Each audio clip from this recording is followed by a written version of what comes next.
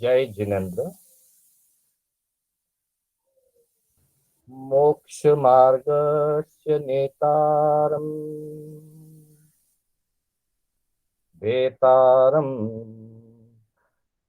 कर्म भूभृता ज्ञातारम् विश्वतत्त्वानां वन्दे तद्गुणलब्धये वन्दे तद्गुणलब्धये। अनंत उपकारी आस्था के आयाम चरम तीर्थंकर श्रमण भगवान महावीर को वंदन। प्रभु की परंपरा में विचरण करने वाले समस्त चारित्र आत्माओं को वंदन। आत्म प्रेमी बंधुओं, सुशील माताओं एवं बहनों, श्री कर्नाटक जैन स्वाध्याय संघ बैंगलोर एवं श्री श्वेतांबर स्थानकवासी जैन ट्रस्ट जयनगर के तत्वावधान में आयोजित रविवार की इस विशेष कक्षा में मैं शांतिलाल बोहरा आप सभी का हार्दिक स्वागत एवं अभिनंदन करता हूं। बंधुओं, हमारी कक्षा रविवार की विशेष कक्षा हमारी जीवन के विभिन्न रहस्यों को लेकर के, शिक्षाओं को लेकर के, ध्यान, चिंतन, वर्धमान आदि अनेक आयामों के साथ गतिशील है, प्रवाहमान है। पूर्व में हमने इस क्रम के अंदर जीवन और चिंतन विषय पर चर्चा की थी कि हमारा चिंतन कैसे सकारात्मक होना चाहिए, सकारात्मक चिंतन से क्या लाभ है और नकारात्मक चिंतन से क्या हानियां है, और हम अपने चिंतन को कैसे सकारात्मक बनाएं, उसके लिए हमारे आगम, हमारे ज्ञानी गुरु भगवंत, हमारे धर्म ग्रंथ हमें क्या शिक्षा देते हैं, किस प्रकार से हमारा मार्ग प्रशस्त करते हैं, उन सारी बातों की चर्चा हमारे जीवन और चिंतन में हुई थी। फिर जीवन और ध्यान की कक्षा में धर्म ध्यान का चिंतन बढ़े, आर्त ध्यान और रौद्र ध्यान हमारे जीवन से दूर हटे, राग द्वेष से हम ऊपर उठें और समभाव और स्वभाव में आकर के आत्मचिंतन और आत्म ध्यान में आगे बढ़ें, इसकी चर्चा हुई थी। उसके बाद भगवान महावीर के जीवन प्रसंग को लेकर के जीवन और वर्धमान शीर्षक से 4 कक्षाएं, महावीर के जीवन की 4 यात्राएं, जो कि प्रत्येक जीवन की यात्राएं हैं। अनादिकाल से मिथ्यात्व से सम्यक्त्व की यात्रा, सम्यक्त्व से चरम भव की यात्रा, चरम भव में साधना से कैवल्य की यात्रा, और फिर कैवल्य से निर्वाण की यात्रा। इन 4 यात्राओं के संदर्भ में हमने महावीर के जीवन को आदर्श बना करके हम अपने जीवन में ये 4 यात्राएं कैसे आगे बढ़ाएं, इसकी चर्चा जीवन और वर्धमान के शीर्षक में हुई। आज हम एक नया विषय शुरू करने जा रहे हैं, जीवन और हित शिक्षा। बंधुओं, जीवन को सुचारू रूप से चलाने के लिए शिक्षाओं की आवश्यकता है। शिक्षा का मतलब है सीखना, सिखाना। शिक्षा एक ऐसा माध्यम है जीवन को निर्मल बनाने का कि उसमें वे महापुरुष जिन्होंने स्वयं अपना हित साध लिया है, जो स्वयं अपने जीवन के निर्मल और आदर्श स्थान को प्राप्त कर चुके हैं, ऐसे महापुरुष, ऐसे ज्ञानी भगवंत अनुकंपा और कृणा की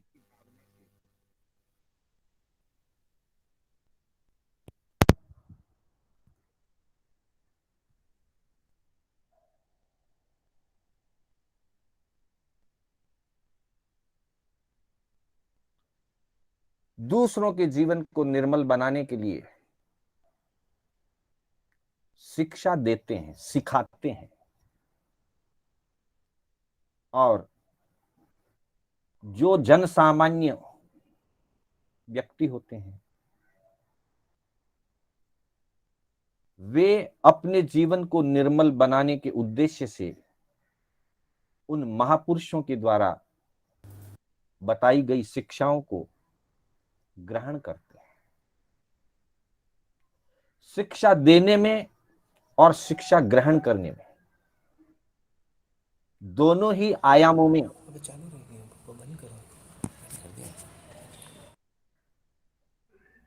हित जुड़ा हुआ है। ज्ञानियों की शिक्षा, ज्ञानीजन संसार के समस्त प्राणियों के हित की भावना से वे अपनी शिक्षा देते हैं। लोक मंगल की भावना, प्राणी मात्र के हित की भावना,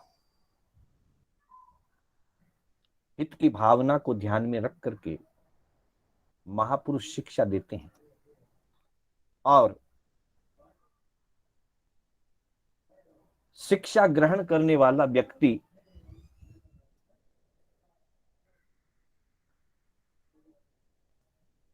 हित की भावना से, अपने आत्मा के हित की भावना से उन शिक्षाओं को ग्रहण करता है। अर्थात शिक्षा दी जाती है, शिक्षा ली जाती है, लेकिन इन दोनों आयामों के साथ हित की भावना जरूरी।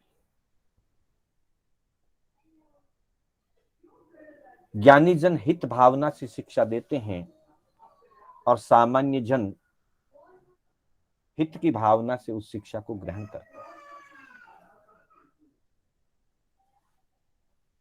हित का अर्थ है भलाई, हित का अर्थ है कल्याण, हित का अर्थ है सुख, हित का अर्थ है आत्मशुद्धि, जीवन शुद्धि, हित का अर्थ है जीवन का सर्वांगीण विकास। ऐसी अनेक शिक्षाएं अनेक महापुरुषों ने, तीर्थंकर भगवंतों ने, ज्ञानियों ने, अनुभवियों ने अलग अलग प्रसंगों पर, अलग अलग संदर्भों से अनेक प्रकार की शिक्षाएं दी। कुछ शिक्षाएं आगमों में गुंथित है, कुछ शिक्षाएं आगम के जो संदर्भ ग्रंथ होते हैं, टीकाएं होती है, भाष्य होते हैं, अथवा विवेचन ग्रंथ होते हैं, उन ग्रंथों में गुंथी गई। ऐसी अनेक शिक्षाओं में से किसी महापुरुष ने अपनी निर्मल प्रज्ञा और अपने सम्यक ज्ञान के आधार पर उन शिक्षाओं में से कुछ चुने हुए मोती, सेलेक्टेड पर्ल्स, ऐसे चुने हुए मोती इकट्ठे करके 84 हित शिक्षाओं की एक संकलन प्रस्तुत की, एक संकलन किया। कौन से महापुरुष ने किया नाम नहीं मिलता है, पर वह काव्य के रूप में श्रावक दर्पण नाम की पुस्तक में उपलब्ध है। उसी को आधार बना करके हम अपनी इस कक्षा का आयोजन करने जा रहे हैं। इन शिक्षाओं के आचरण से जीवन का उत्थान निश्चित है। जीवन में निर्मलता निश्चित रूप से आएगी। जीवन स्व पर कल्याणकारी बनेगा, ऐसा निश्चित रूपेण तय है। आवश्यकता है हम इन शिक्षाओं को श्रद्धा और रुचि भाव से सुने, समझें और फिर यथाशक्ति लक्ष्य रख करके, आत्महित का लक्ष्य रख करके, स्व पर कल्याण की भावना का लक्ष्य रख करके इन शिक्षाओं का अपने जीवन में आचरण करें। निश्चित ही ये शिक्षाएं हमारे लिए हितकारी साबित होंगी। हित क्या है? पहला हित है कि हमारा व्यावहारिक जीवन उत्तम बने, हमारा व्यावहारिक जीवन निर्मल बने, सातामय बने, प्रेममय बने, एक दूसरे के प्रति सहयोग, एक दूसरे के प्रति विश्वास, एक दूसरे के प्रति परोपकार की भावना वाला निर्मल और सरल सहज बने। यह जीवन में पहला हित है। दूसरा हित है कि हमारा जीवन धार्मिक बने, धर्ममय व्यवहार वाला हमारा जीवन बने। यह दूसरा हित है। पहला हित है व्यावहारिक जीवन, जिसमें व्यावहारिक जीवन, पारिवारिक जीवन, सामाजिक जीवन, व्यापारिक व्यवस्थाएं, ये सारी चीजें उसमें आएगी। वह निर्मल और सरस बने, प्रेममय बने, एक दूसरे के प्रति सहयोग भावना वाला बने। ये व्यवहारिक हित होगा। दूसरा हित है हमारा जीवन धार्मिक बने, अर्थात हमारे जीवन में व्रत, नियम, संयम, मर्यादाएं आचरण में आए, हमारा आचरण धर्ममय बने। यह पहला व्यावहारिक हित है, दूसरा धार्मिक हित है। तीसरा आध्यात्मिक हित है, हमारी आत्मा निर्मल बने। धर्म सिर्फ बाह्य क्रिया तक सीमित नहीं रहे, धर्म सिर्फ ऊपरी जीवन तक सीमित ना रहे। धर्म और धर्म के सिद्धांत हमारा स्वभाव बन जाए और कर्मों की निर्जरा होकर के आत्मा इतनी शुद्ध और पवित्र बन जाए, आत्मा परमात्मा बन जाए। यह आत्मा का तीसरा हित है, जीवन का तीसरा हित है। सारे हितों को इन तीन भागों में विभाजित कर दिया गया है। पहला व्यावहारिक हित, दूसरा धार्मिक हित और तीसरा आध्यात्मिक हित। जिन शिक्षाओं से ये तीनों हित सदते हों, तीनों हितों की पूर्ति होती हो, उसे हित शिक्षा कहा जाता है। वही हित शिक्षा है। हित शिक्षा की भूमिका देते हुए कवि कहते हैं नाकारो निरसो वचन, नटियां उपजे दुख, पण 84 जगह पर नटियां उपजे सुख। बंधुओं, यह 84 हित शिक्षाओं का जो काव्य है, एक गीतिका के रूप में है। इसमें मुख्य रूप से राजस्थानी शब्दों का, मारवाड़ी भाषा का प्रयोग ज्यादा हुआ है। कुछ शब्द हिंदी के भी रहेंगे, इतर भाषाओं के भी रहेंगे, पर मुख्यतः से इस काव्य में, इस गीतिका में राजस्थानी मारवाड़ी भाषा के शब्दों का प्रयोग अधिक हुआ है। हमें इससे दो लाभ मिलेंगे। आगम के रहस्यों का, आगम की हित शिक्षाओं का सरल भाषा में हमें परिचय मिलेगा, और साथ ही पुरानी राजस्थानी भाषा, उस भाषा के कई पुराने शब्द जो आज हमारी बोलचाल से दूर हो गए हैं।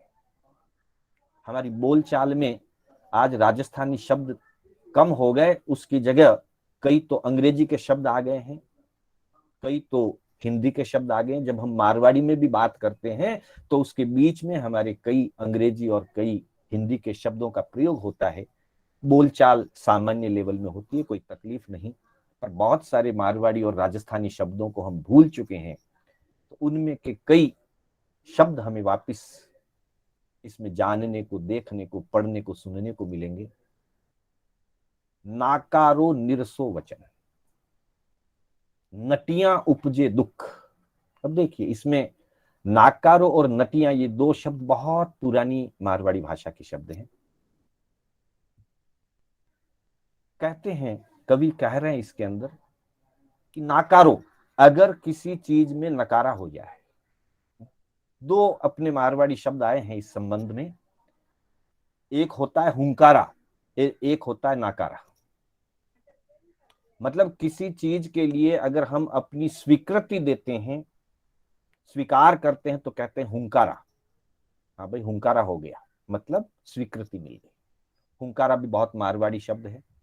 आज भी हम जब परिवार में किसी बेटे या बेटी का संबंध सही करते हैं तो कहते हैं कि हुंकारा लेने के लिए जा रहे हैं, हुंकारा लेकर के आए। तो स्वीकृति देना हुंकारा है, और किसी चीज को अस्वीकार कर देना उसका नाम है नाकारा। एक हुंकार है, एक नाकार।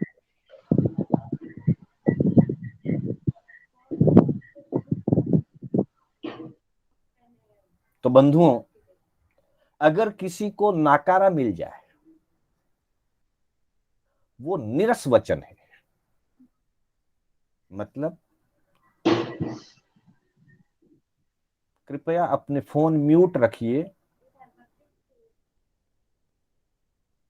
बंधुओं, जब हम किसी कार्य के लिए आगे बढ़ते हैं, अगर वहां पर हमें हुंकारा मिलता है तो हमारे मन में प्रमोद और खुशी जागती है। लेकिन अगर हमें नाकार कर दिया जाता है,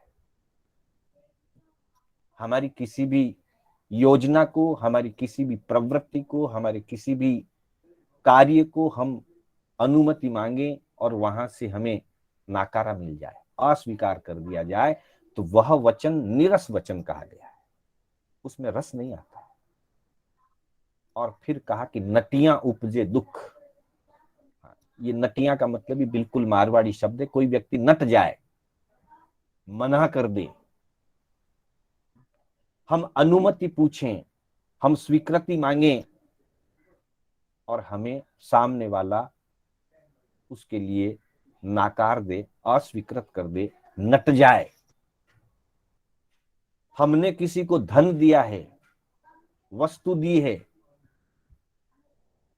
उधार के रूप में, उपयोग करने के रूप में दी है, और वापिस हम जब पूछें, जब हमें जरूरत है हम मांगे, वापिस हम चाहें, और उस समय सामने वाला व्यक्ति नट जाए, तो दुख होता है, नटियां उपजे दुख। जब कोई व्यक्ति अनुमति के लिए मना कर दे, अस्वीकृति दे, तब भी वो वचन हमको नीरस लगता है, और हमारी स्वयं की दी हुई वस्तु के लिए, हमारे स्वयं के किए हुए कार्य के लिए समय आने पर कोई व्यक्ति नट जाए, अस्वीकार कर दे, तो हमें दुख उत्पन्न होता है। नाकारो निरसो वचन नटियां उपजे दुख, पण 84 जगह पर नटियां उपजे सुख। ये बहुत ही काव्य की एक शैली है, विरोध दिखा करके बात को कहना। ये एक अलग शैली है, कवियों की अपनी अलग अलग शैली होती है। कई बार सीधी बात को सीधी तरीके से कहा जाता है, और कभी कभी किसी बात को विरोधात्मक भाषा में कहा जाता है। तो ऊपर तो कह दिया कि नाकार करने से, नट जाने से दुख उत्पन्न होता है, नटियां उपजे दुख। पर वो कह रहे हैं कि पर 84 जगह पर नटियां उपजे सुख।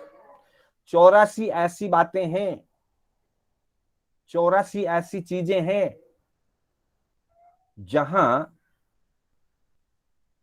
नट जाने पर ही सुख उत्पन्न होता है।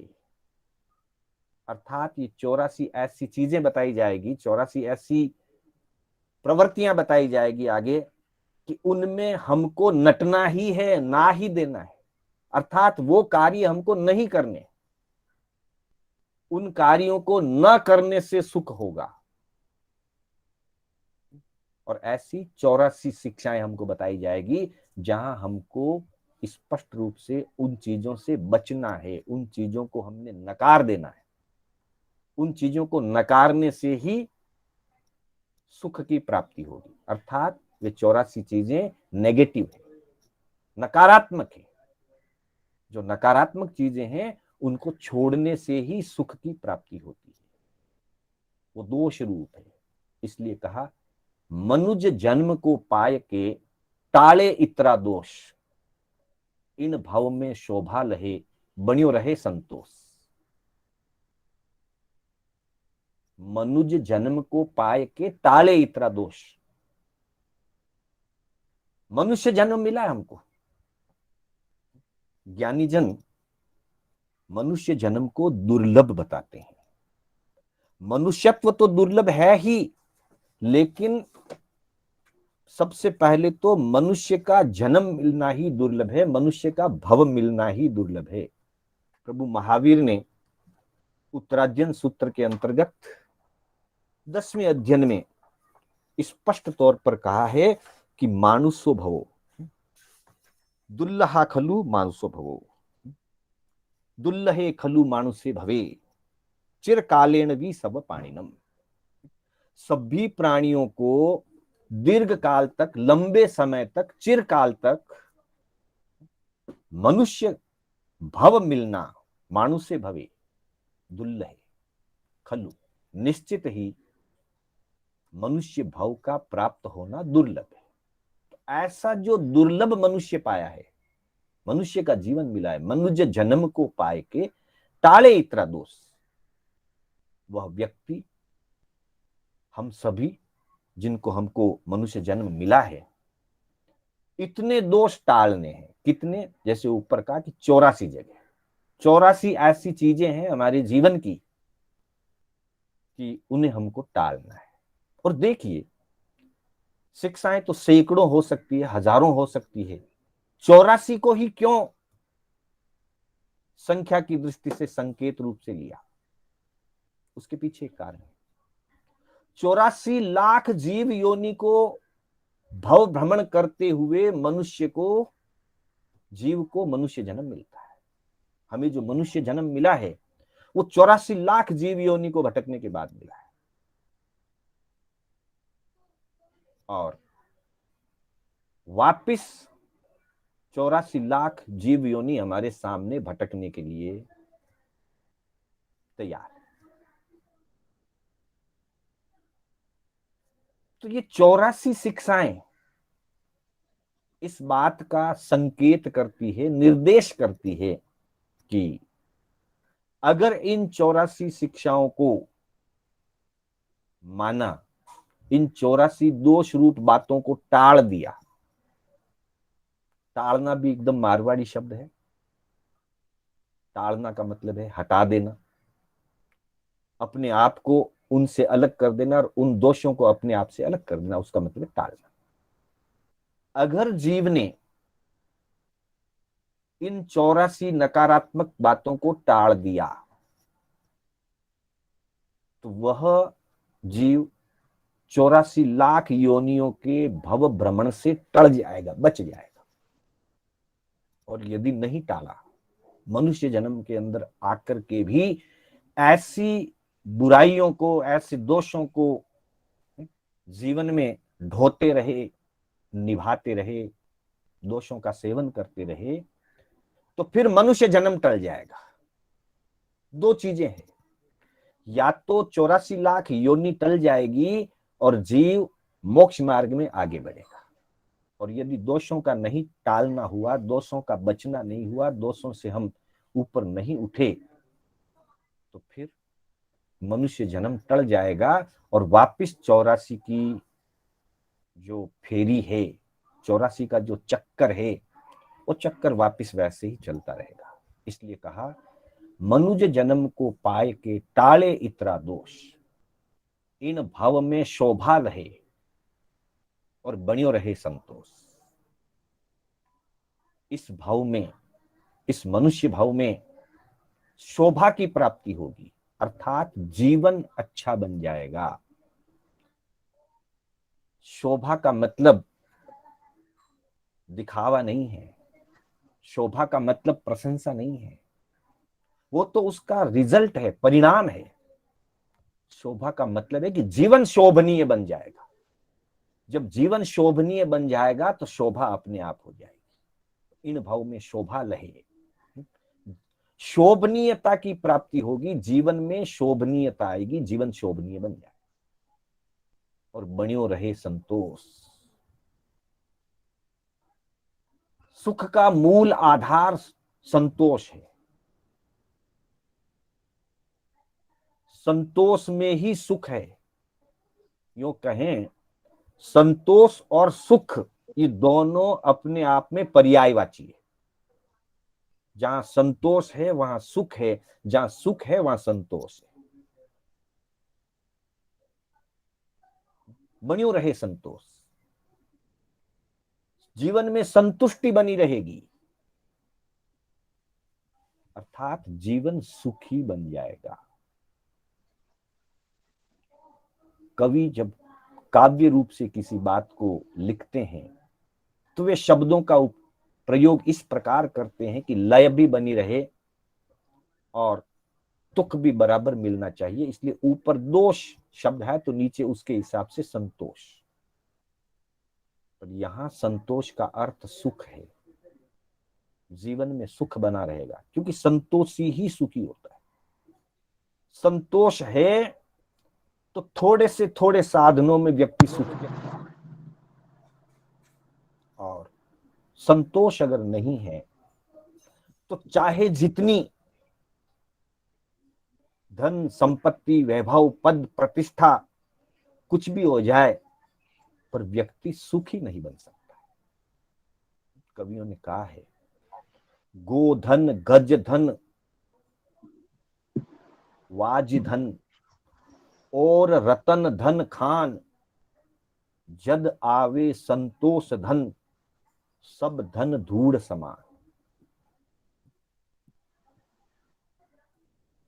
चाहे गौधन है, पशुधन है, हाथी हैं, घोड़े हैं, गोधन गज धन वाज धन और रतन धन खान, और चाहे चाहे जितने रत्न सोना चांदी सब कुछ है, जब आवे संतोष धन, जब जीवन में संतोष आए तो सब धन धूड़ समान, अर्थात सभी प्रकार के वैभव से व्यक्ति की आसक्ति मिट जाती है।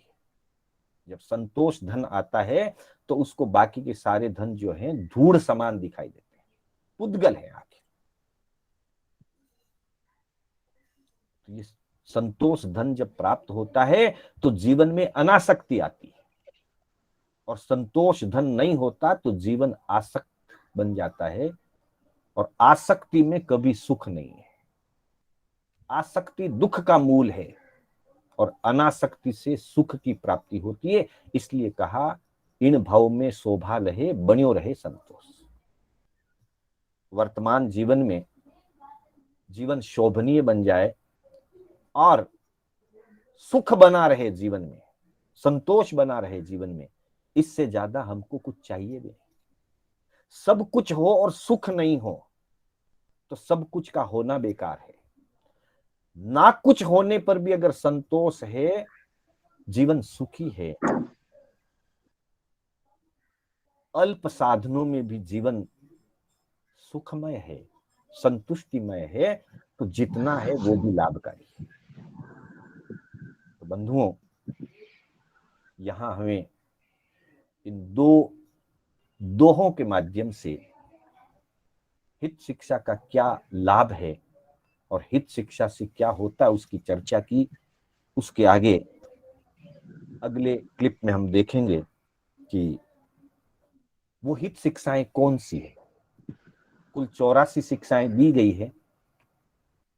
समय और व्यवस्था के अनुसार हम जितनी जितनी एक एक कक्षा में जितनी जितनी शिक्षाओं की हम चर्चा कर पाएंगे उतना हम करेंगे और फिर अगली कक्षा में उसको आगे बढ़ाएंगे।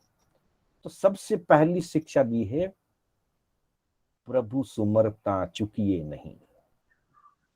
मारवाड़ी शब्दों का प्रयोग तो इसमें मुख्यता से होगा ही। प्रभु समरता चुकिए नहीं। हमारे अनुभवी कवियों ने कहा है, दुख में सुमरण सब करे, सुख में करे ना कोई। जो सुख में सुमरण करे, दुख का है दुख। सभी महानुभावों से निवेदन है, कृपया अपना फोन म्यूट पे रखें, बार बार अनम्यूट ना करें। धारा टूटती है और दूसरों को भी सुनने में बाधा पहुंचती है, तो कृपया इस बात का ध्यान रखें। 84 हित शिक्षाओं में सबसे पहली शिक्षा जो 84 के चक्कर से बाहर निकालने वाली है, वो पहली शिक्षा है, प्रभु समरनता चुकिए नहीं। प्रभु का स्मरण करने में कभी चूकना नहीं है, कभी नहीं चूकना है। अर्थात प्रभु स्मरण से कभी हट नहीं जाना है, प्रभु स्मरण में कभी प्रमाद या आलस्य नहीं करना है। जीवन में होता अलग है, बड़ी समस्या है। ज्ञानी जन कहते हैं कि प्रभु स्मरण को कभी नहीं छोड़ना चाहिए, कभी चूकना नहीं चाहिए।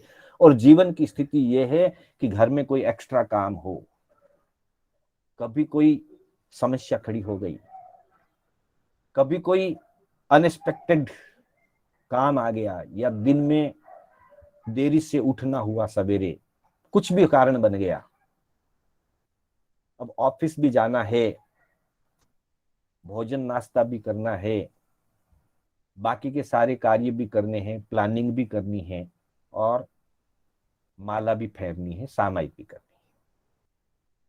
अगर देर हो गई और लग रहा है कि ऑफिस में देरी हो जाएगी, तो हम सबसे पहले किसको छोड़ेंगे? चलो भाई, आज स्नान का त्याग कर देते हैं, समय कम है इसलिए। समय कम है इसलिए आज 1 घंटा दुकान देरी से खोलेंगे, कोई बात नहीं।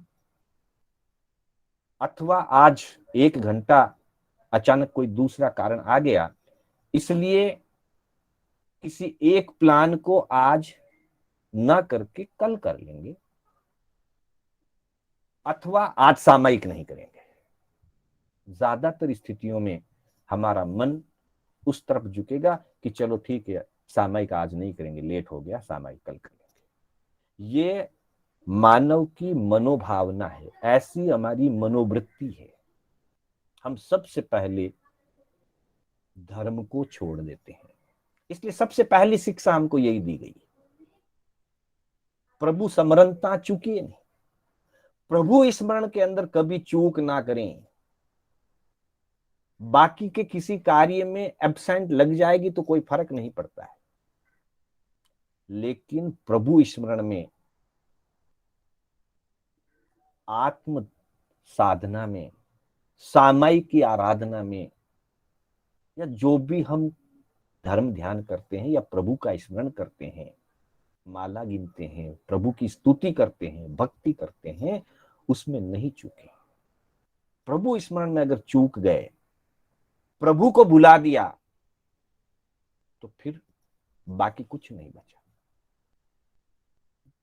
और ज्ञानी जन कहते हैं कि प्रभु को स्मरण करने से, प्रभु की स्तुति करने से हमारे जीवन में हमारी दृष्टि शुद्ध होती है।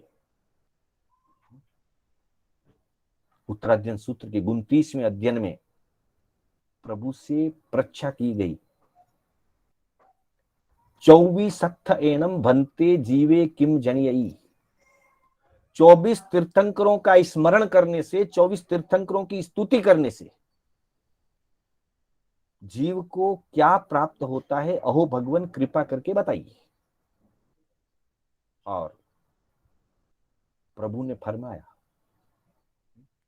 24 एनम दंसन विसोहिम जनियई।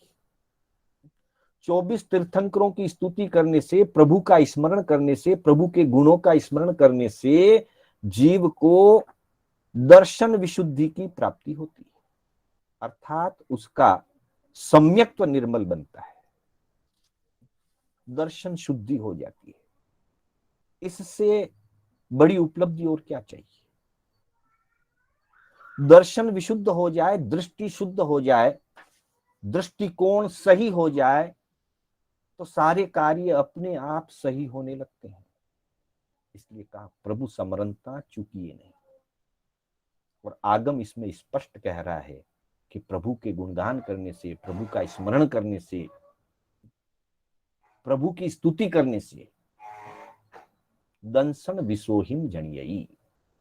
उत्तराध्ययन सूत्र के 29वें अध्ययन के 73 बोलों की चर्चा में 9वें बोल की चर्चा करते हुए प्रभु ने यह बात फरमाई। सबसे पहली शिक्षा, प्रभु समरनता चूकिए नहीं। और दूसरी बात कही, गुरु सेवा से लुकिए नहीं। गुरु सेवा से लुकिए नहीं। ये लुकिए शब्द और चुकिए शब्द दोनों बिल्कुल बहुत पुरानी मारवाड़ी शब्द है। लुकिए तो बहुत पुराना है। लुकने का मतलब होता है छिप जाना, दिखना नहीं। गुरु सेवा से लुकिए नहीं। जहां गुरु सेवा का अवसर हो, बड़ों की सेवा का अवसर हो, यहां गुरु सेवा में निर्ग्रंथ गुरु भगवंतों की सेवा शुश्रूषा भी है, और घर में बड़े बुजुर्गों की सेवा का भी यहां लक्ष्य और संदेश है। जहां गुरुजनों की सेवा का अवसर हो, वहां छिपना नहीं है, अपनी शक्ति को नहीं छिपाना है, स्वयं नहीं छिप जाना है, दूर नहीं हट जाना है। एक छोटा सा प्रसंग आता है। गुरु और शिष्य कहीं जा रहे थे, जाते जाते सांझ हो गई। शाम को एक झोंपड़ी में कहीं रुकने का प्रसंग हुआ, तो झोंपड़े में रुक गए। छोटा सा झोंपड़ा था, उस झोंपड़े में भी एक छोटी सी खिड़की थी। वहीं पर वे दोनों गुरु चेले रात्रि विश्राम के लिए ठहर गए। थोड़ी देर बीती, बाबा जी को नींद नहीं आ रही थी, तो बाबा जी ने चेले से कहा कि देख, खिड़की में से उजाला ज्यादा आ रहा है और आंखों पर रोशनी पड़ने से मुझे नींद नहीं आ रही है, इसलिए तू खिड़की का दरवाजा थोड़ा बंद कर दे, खिड़की पर कोई ओट कर दे, कोई पर्दा लगा दे, ताकि रोशनी आंखों पर ना गिरेगी, नींद आ जाएगी। चेला सेवा भावी नहीं था। चेला आलसी था और गुरु सेवा में उसको रुचि नहीं थी। तो उसने सीधा सा जवाब दिया टाल करके, गुरुजी आप अपना मुख घुमा लीजिए,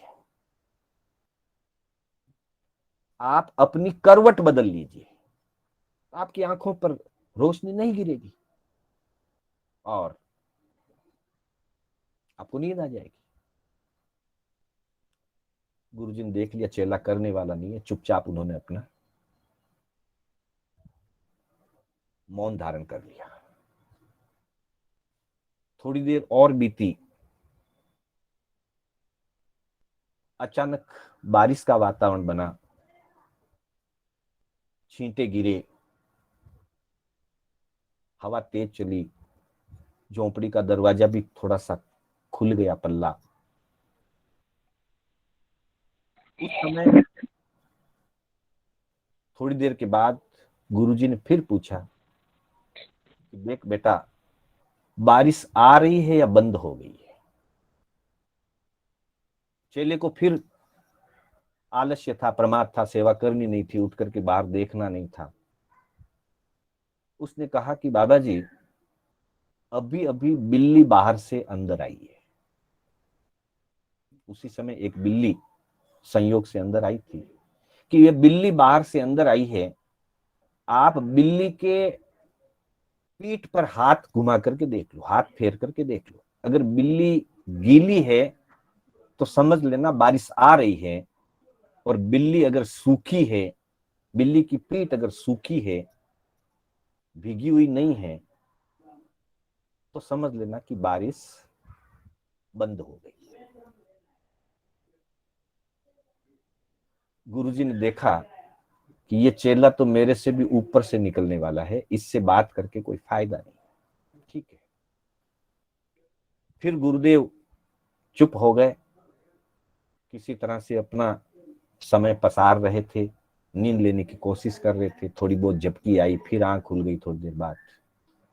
फिर चेले को आवाज लगाई कि बेटा थोड़ा सा बाहर जाकर के देख, चांद कहां तक चढ़ा है, ताकि पता चले कि रात्रि कितनी व्यतीत हो गई, सूर्योदय में कितना समय बाकी है, ताकि मैं अपना कार्यक्रम निर्धारित कर सकूं। क्योंकि पुराने जमाने में घड़ियां नहीं होती थी, न डिजिटल क्लॉक थी, न सामान्य घड़ियां थी। दिन में सूरज के प्रकाश को देख करके, छाया को देख करके निर्धारण होता था, और रात्रि में चांद और तारों की स्थिति को देख करके समय का निर्धारण होता था।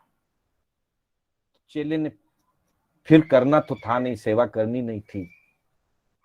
चेले ने जवाब दिया, गुरुजी आपने शाम से अभी तक रात्रि में 3 चीजें आपने मुझे सेवा के लिए कही है, 3 में से 2 तो मैंने कर दी, अब 1 तो आप अपने आप कर लीजिए, कुछ तो खुद भी करना चाहिए। क्योंकि 2 तो मैंने कर दी। पहली समस्या का समाधान मैंने बता दिया था कि आप अपना चेहरा घुमा लीजिए, और दूसरी समस्या का समाधान भी मैंने बता दिया था कि बिल्ली पर हाथ फेर करके देख लीजिए। 2 काम तो मैंने कर दिए, अब 1 काम तो आप भी कर लीजिए। अब ये मनोवृत्ति, ये मन के परिणाम क्या दर्शाते हैं? निश्चित रूप से ये यही दर्शाते हैं कि उस शिष्य में गुरु के प्रति सेवा भावना नहीं है, बिल्कुल नहीं।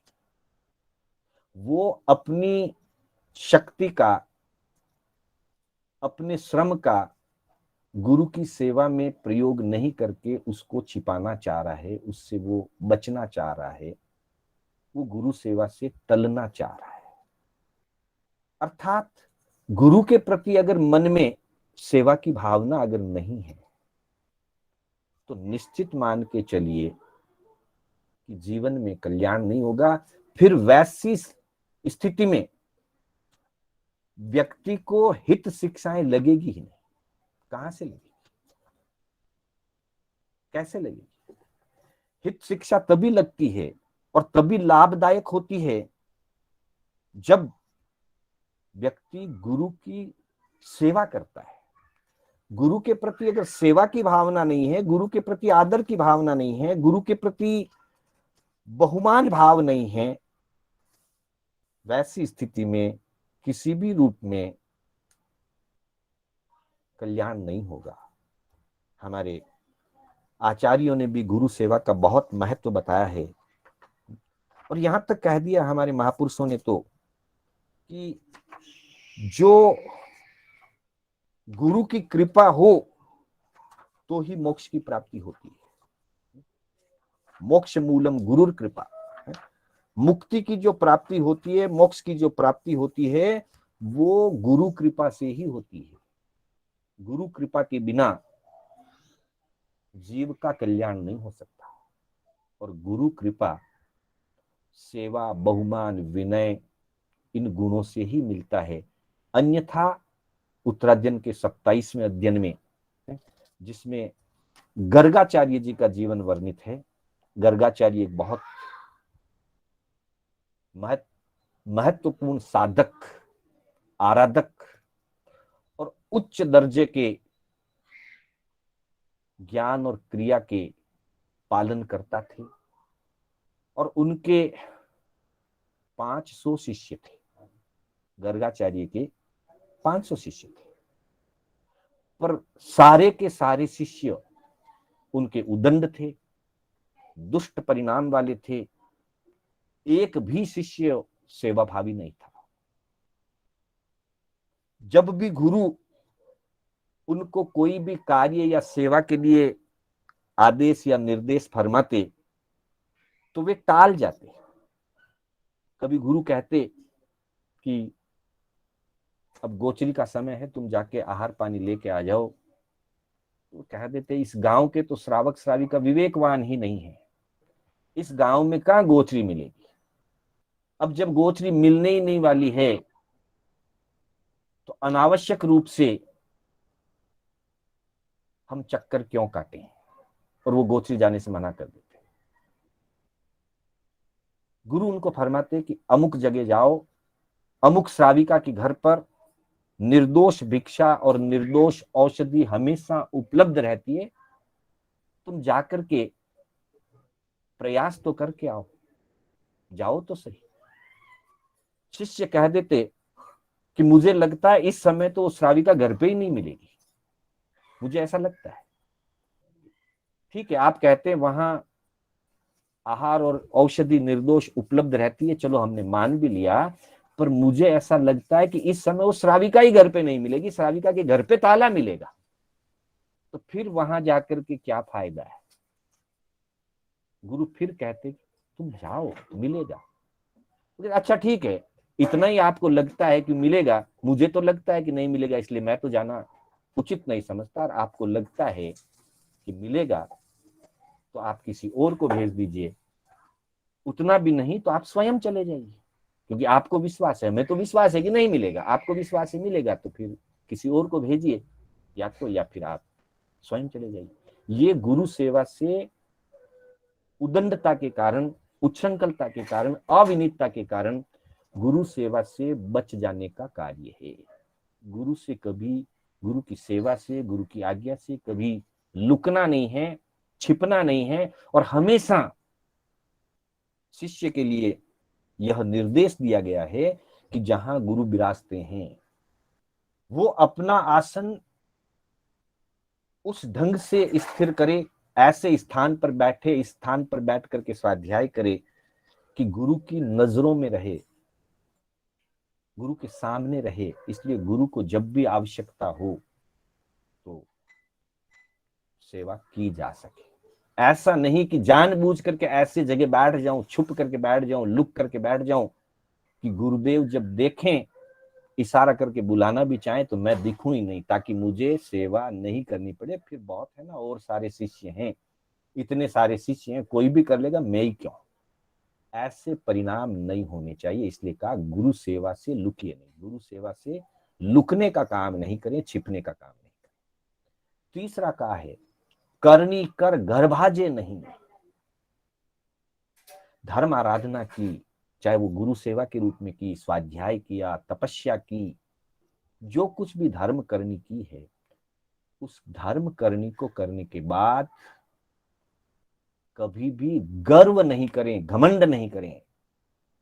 धर्म करने से घमंड करने पर, अहंकार करने पर उस धर्म करने का लाभ नष्ट प्राय हो जाता है। अहम के पोषण के लिए करनी नहीं करें, धर्म आराधना अहम पोषण के लिए नहीं करें, अभिमान के लिए नहीं करें, प्रदर्शन के लिए नहीं करें, और करने के बाद भी घमंड नहीं करें। घमंड करने से नीच गोत्र का बंध होता है।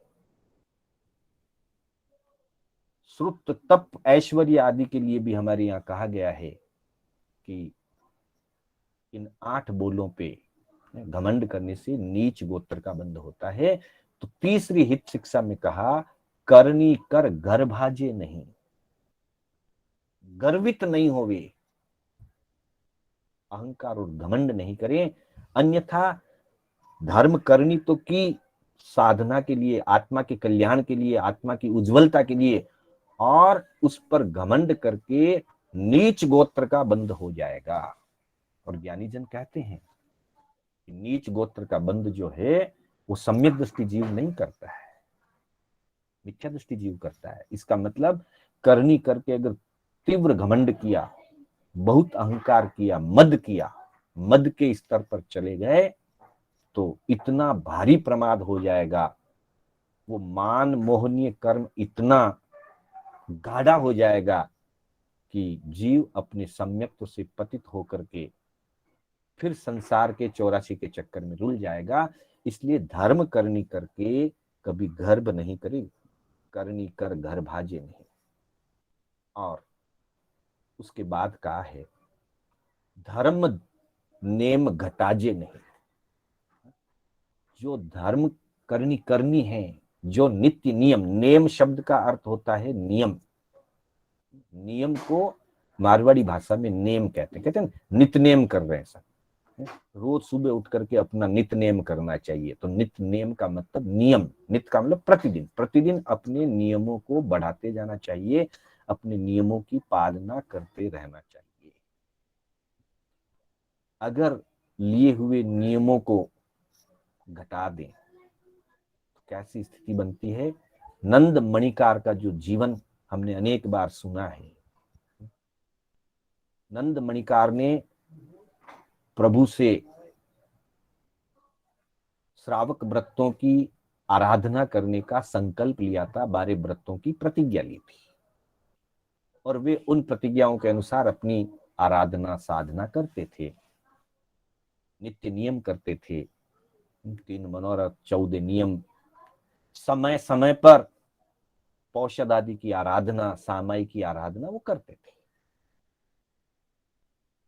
कुछ ऐसे जीवन में योग संयोग बने, उन्होंने बावड़ी का निर्माण करवाया। मैं पूरी घटना को लंबा करके कहने की जरूरत नहीं, आप सबको कथा मालूम है।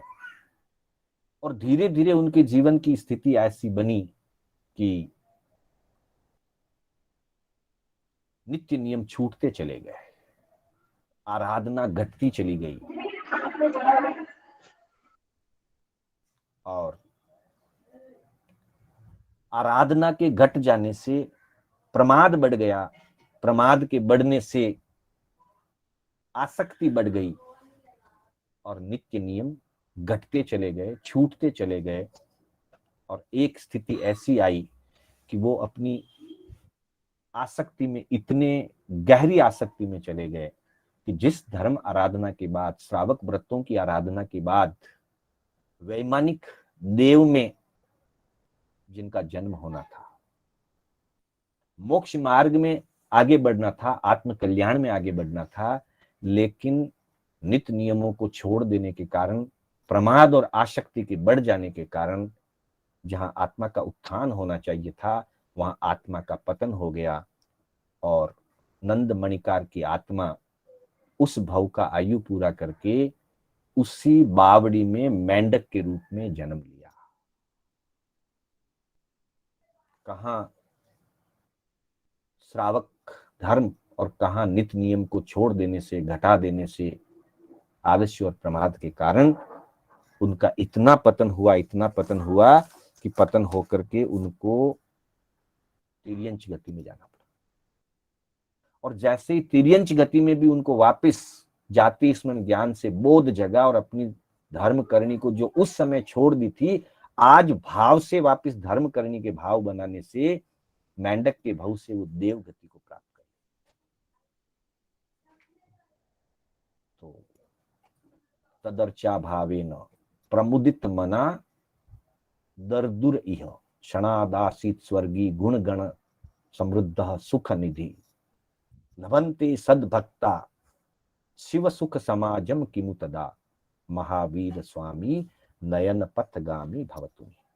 महावीराष्टक के अंदर ये बात कही गई है कि एक मेंढक जो पूर्व जन्म में श्रावक था, धर्म के नियमों को छोड़ देने के कारण, घटा देने के कारण, आसक्ति बढ़ने के कारण तिर्यंच गति में मेंढक रूप में जन्म लिया और वहां वापिस प्रभु की अर्चना के भावना जगे, प्रभु अर्चना के भावों से उत्साह जगा। तदर्चा भावेन, प्रभु की अर्चना के भाव मात्र से जो है वो देव गति का रिद्धि संपन्न देव बन गया। तो यहां इस चौथी शिक्षा में कहा धर्म नियम घटाजे नहीं, धर्म के जो नियमों को धारण किया है उन नियमों को घटाना नहीं है, बल्कि जैसे जैसे आगे अवसर मिले अपने नियमों को, अपनी साधना आराधना की क्रियाओं को बढ़ाते जाना है। जैसे जैसे उम्र बढ़ती जाए वैसे वैसे जीवन में धर्म बढ़ना चाहिए, नियम बढ़ने चाहिए। जब नियम और धर्म बढ़ते हैं तब जीव कल्याण मार्ग की ओर बढ़ता है। 4 शिक्षाओं की चर्चा हमने आज की, बाकी की चर्चाओं की हम अगली क्लास में जैसा अवसर होगा हम चर्चा करेंगे। अंतिम क्लिप में हित शिक्षा का परिणाम क्या है उसकी थोड़ी सी बात करके समय पूरा होने जा रहा है, मैं अपने शब्दों को विराम दूंगा। कहा है इन चलगत चाले सुगढ़ भलो कहे सब कोई निश्चय इह परलोक में पल्लो न पकड़े कोई। अर्थात ये जो शिक्षाएं कही गई है इनके अनुसार जो सुघड़ नर होता है, जो सुजान होता है, जो समझदार होता है, प्रज्ञावान होता है, मतिमान पुरुष होता है, विनम्र होता है, उसको सुघड़ कहते हैं।